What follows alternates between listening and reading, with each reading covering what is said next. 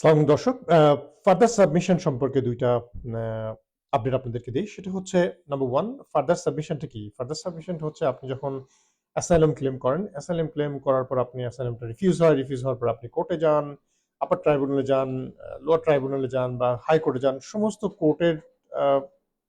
কোর্টগুলো আপনি কোর্ট থেকে ঘুরে আসার পরও আপনার ক্লেমটা যখন সাকসেসফুল না হয়, তখন আপনার আর কোনো অপশন থাকে না। আপনার ক্লেমটা এক্সস্ট হয়ে যায়, মানে এক্সস্ট হয়ে যাওয়া মানে ফিনিশ হয়ে যায়। ফিনিশ হয়ে যাওয়ার পরে আপনি আবার নতুন কোনো গ্রাউন্ড দিয়ে বা অন্য কোনো সার্কামস্টান্সেস থাকলে সেটা দিয়ে ফ্রেশ একটা ক্লেম করতে পারেন, বা সেটাকে ফার্দার সাবমিশন বলে। ফার্দার আবার পুনরায় সাবমিট করতে পারেন অ্যাসাইলামটা, ক্লেম।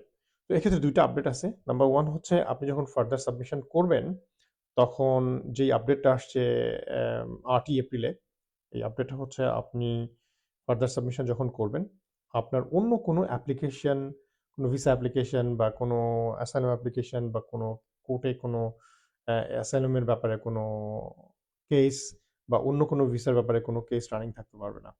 আপনার সমস্ত কিছু ক্লিন থাকতে হবে, কোনো অ্যাপ্লিকেশন পেন্ডিং থাকবে না কোথাও, না কোর্টে না হোম অফিসে। কমপ্লিটলি ফ্রেশ অ্যান্ড ক্লিন ভাবে আপনি ফার্দার সাবমিশনটা করতে হবে, না করলে আপনাকে ওটা অ্যাকসেপ্ট করবে না।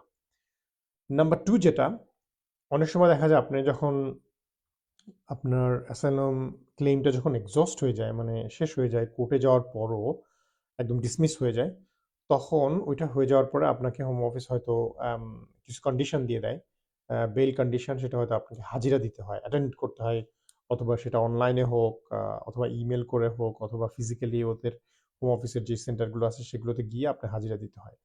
ওই হাজিরাগুলো আপনি যদি ঠিক মতো না দেন, অথবা অন্য কোনো কন্ডিশন, বেলের সাথে, বেলটা যখন দিবে ইমিগ্রেশন বেল, অন্য কোনো কন্ডিশন যদি আপনাকে অ্যাড করে দেয়, ওই কন্ডিশনগুলো যদি আপনি না মানেন এবং ফলো আপ না করেন ওদের রুল অনুযায়ী, তখন কিন্তু আপনি ওই রুলটা ব্রেক করবেন বা ব্রিচ করবেন, ভঙ্গ করবেন।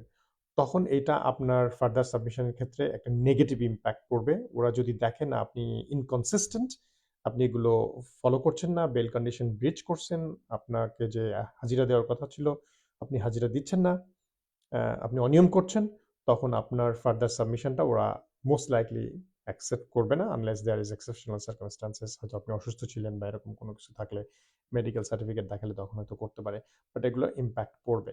সো ফার্দার সাবমিশনের ক্ষেত্রে দুইটা জিনিস আপনাকে খেয়াল রাখতে হবে। নাম্বার ওয়ান, আপনার অন্য কোনো কেস বা মামলা পেন্ডিং থাকা যাবে না হোম অফিসে অথবা কোর্টে।